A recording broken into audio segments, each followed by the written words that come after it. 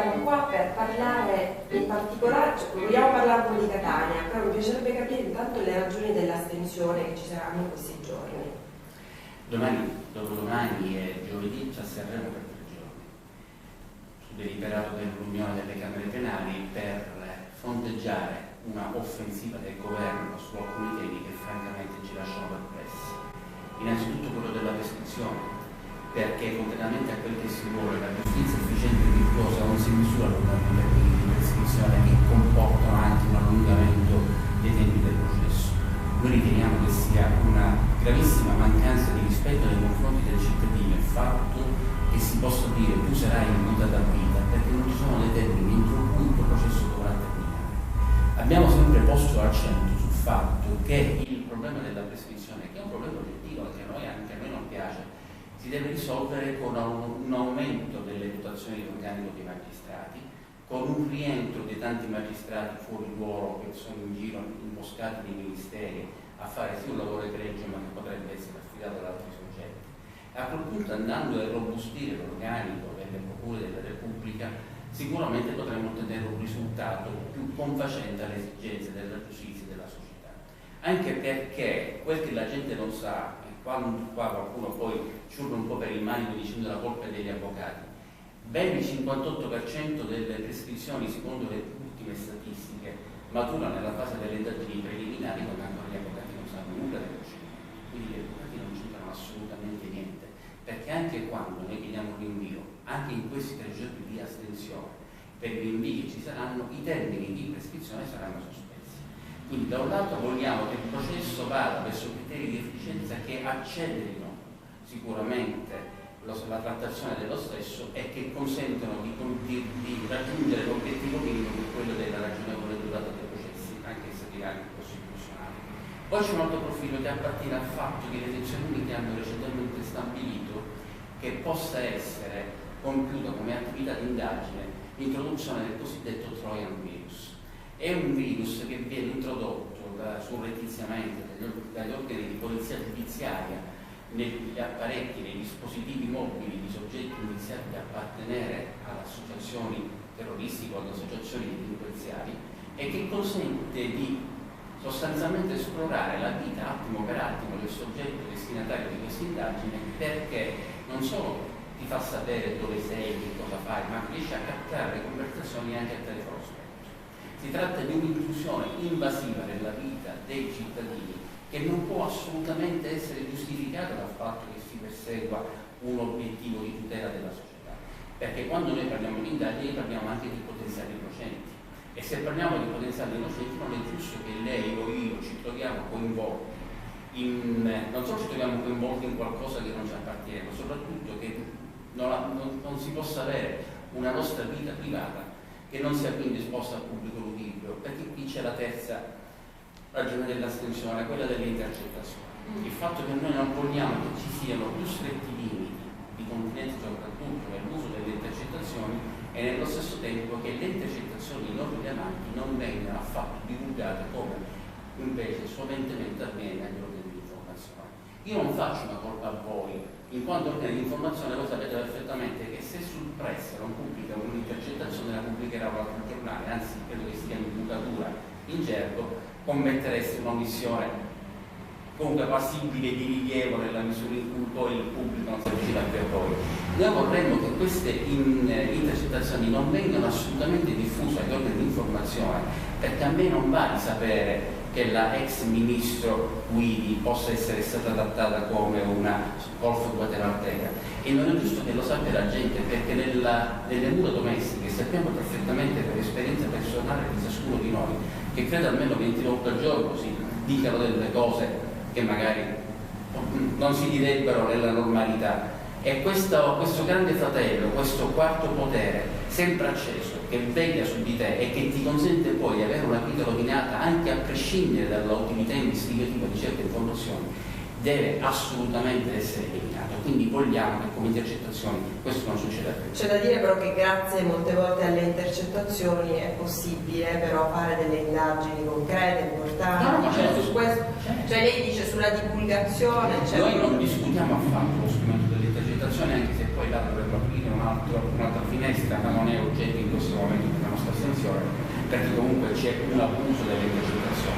Le intercettazioni servono sicuramente a penetrare nelle mosse delle associazioni delinquenziali, ma nello stesso tempo non si può eccedere intercettando tutti quanti. In questo caso la nostra astensione, la nostra protesta è sull'uso distorto delle intercettazioni anche rilevanti, che non dovrebbero neanche essere trascritte nei brogliacci, e invece non solo vengono trascritte nei brogliacci, ma vengono poi invocate alle agenzie di informazione e diventano anche uno strumento di ricatto, uno strumento di minaccia nei confronti di altri soggetti qualora li si voglia delegittimare da un punto di vista politico. Però io penso al caso Lupi, non so se ricorda il fatto dell'orologio regalato, insomma, al figlio, cioè lì comunque aveva una rilevanza, dico, in alcune circostanze ha ragione lei, quando poi si lede alla fine della vita privata, però in altre diventa anche importante perché un ministro comunque ha una responsabilità, no? Dovrebbe rispondere comunque, non dico della propria vita privata, però comunque di una certa moralità. Dovrebbe... Le potrei dire di sì, il problema è che poi anche lì finiamo per lo scadere in una visione manichea della vita, nel senso che chi siamo noi per stabilire la moralità di altri. Allora a me le intercettazioni servono se hanno un'utilità dal punto di vista dell'indagine per approdare a un risultato processuale, altrimenti non è certo il fatto del regalo al figlio del ministro di un orologio che può mettere in miglior o peggior luce un ministro per quel che egli fa, nel senso che poi da questo punto di vista noi abbiamo una concezione abbastanza prevenuta nei confronti della politica, e ha ragione per quello che succede, ma nello stesso tempo non è certamente con questi atteggiamenti di pseudo-rivoluzione sociale fondati però su atti di intrusione nella vita privata che si dovrebbero defenestrare i politici, ma sulla base di ciò che li fa, che lo possono fare.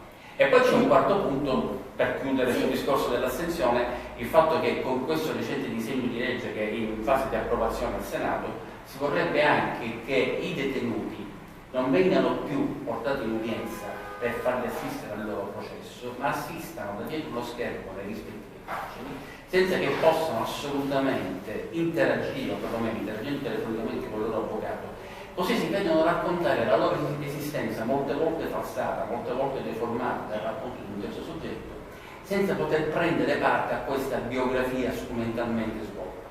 Noi questo non lo ammettiamo perché non è possibile che si cerchi di contenere la spesa non traducendo i detenuti in aula. Noi vogliamo che i detenuti possano guardare il processo, possano confrontarsi con noi difensori anche sulla produzione di un documento, come facciamo a far vedere un documento attraverso lo schermo. Diventa tutto corteso, diventa tutto finito, diventa un mondo veramente virtuale. Allora, io ovviamente ho diverse domande. La prima, sulla prescrizione. Catania ha una storia abbastanza importante. Perché? Cioè, cosa succede a Catania rispetto alle altre procure? Lei come la vede?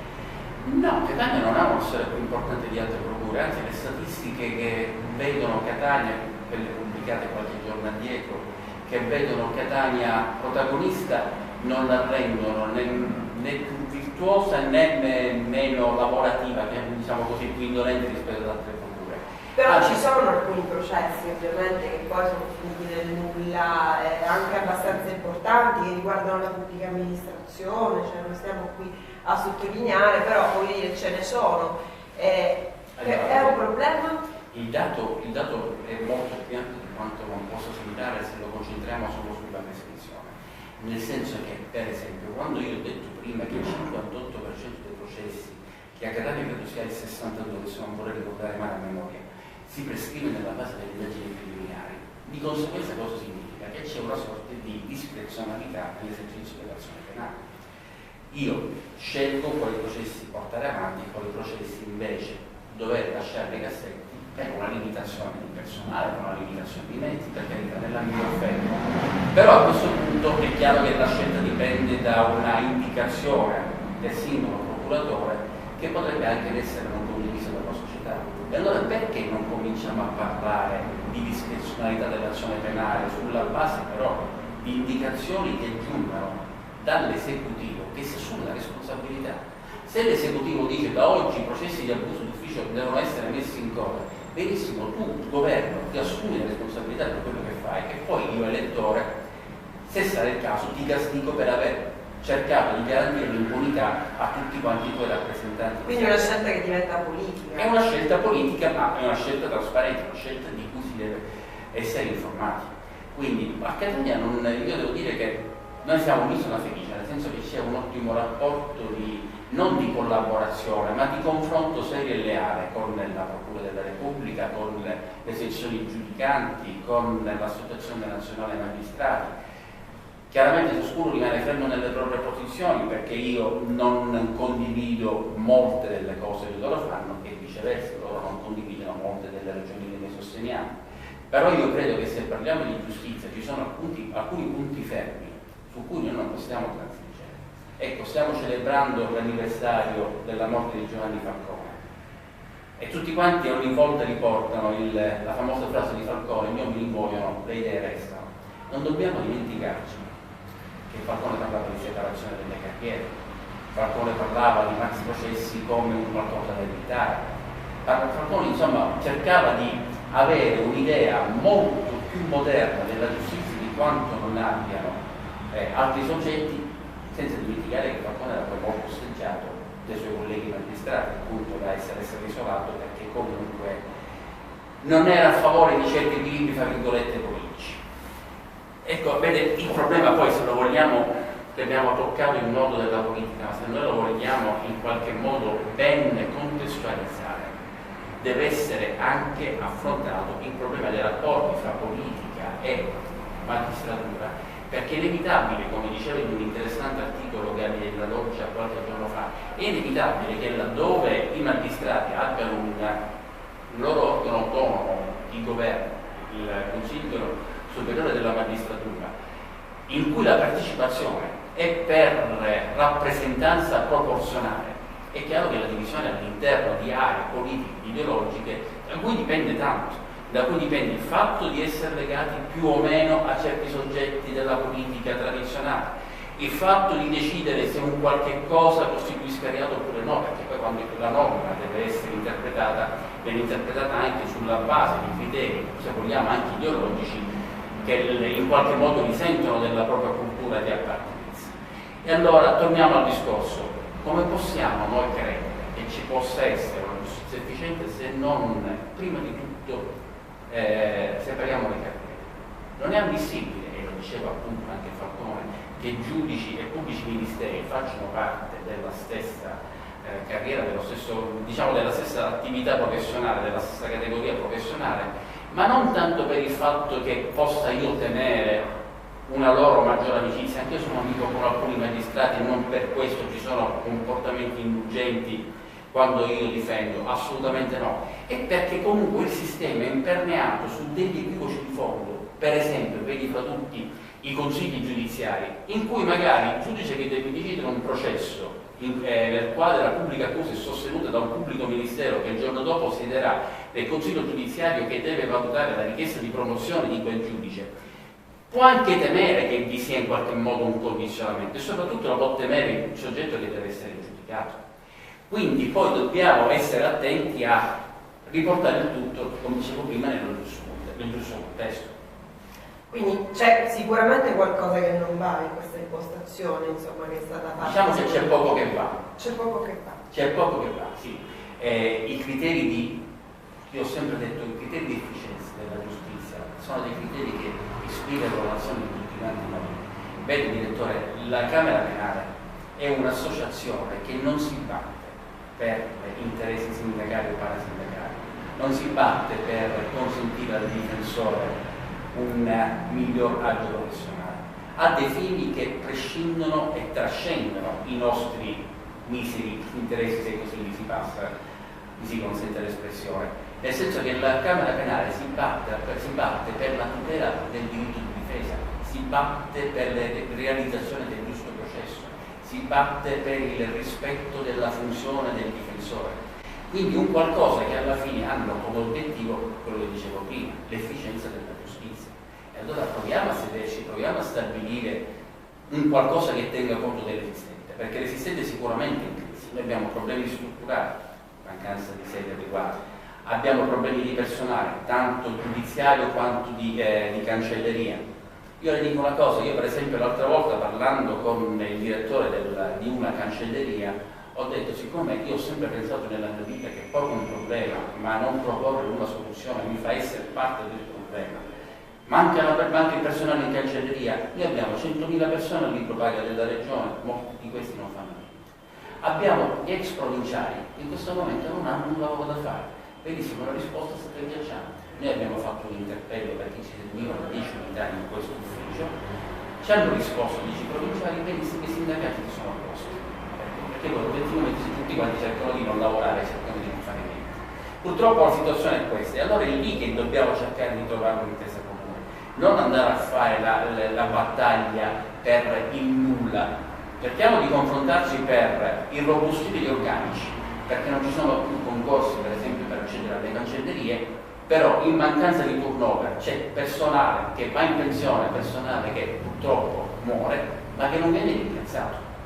Ecco, non è ammissibile, perché se lei va adesso in cancelleria, se in questo momento lei va in una qualunque cancelleria di Catania, trova del personale giustamente nervoso, perché deve fare il lavoro per 3 persone, c'è sempre meno collaborazione, questo nervosismo si va ad acuire e trasferire anche nei rapporti con l'utenza e con gli avvocati, per cui c'è una miscela esplosiva che veramente rischia di